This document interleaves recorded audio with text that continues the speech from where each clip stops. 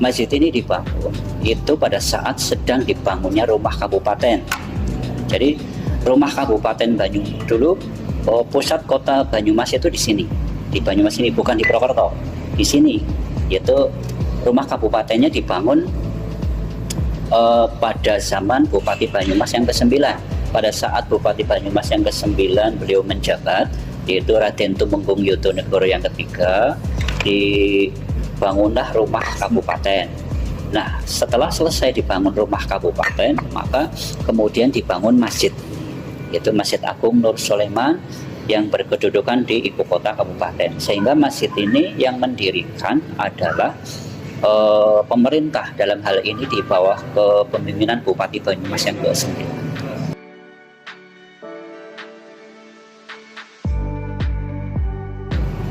Filosofi masjid ini secara khusus tidak ada, tetapi masjid ini lebih memberikan satu makna secara filosofis sebagai masjid kuno, masjid tertua yang sudah tidak ada dan sudah tidak bisa ditiru pada zaman sekarang.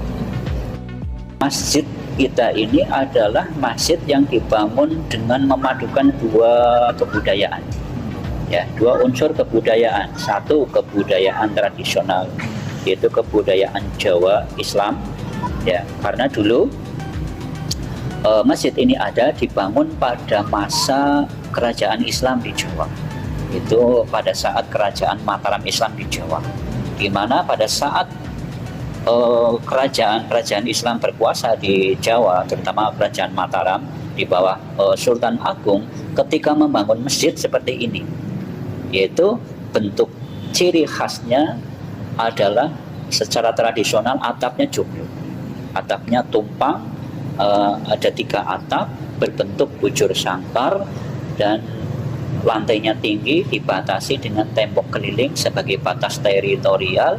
Dan ini adalah sebuah konsep masjid pada zaman kerajaan masa lampau. Satu, jadi ada kebudayaan tradisional. Yang kedua, ada kebudayaan Eropa. Jadi masjid ini juga di samping dipengaruhi secara bangunannya adalah kebudayaan Jawa, kebudayaan tradisional, tapi kebudayaan Eropanya ada.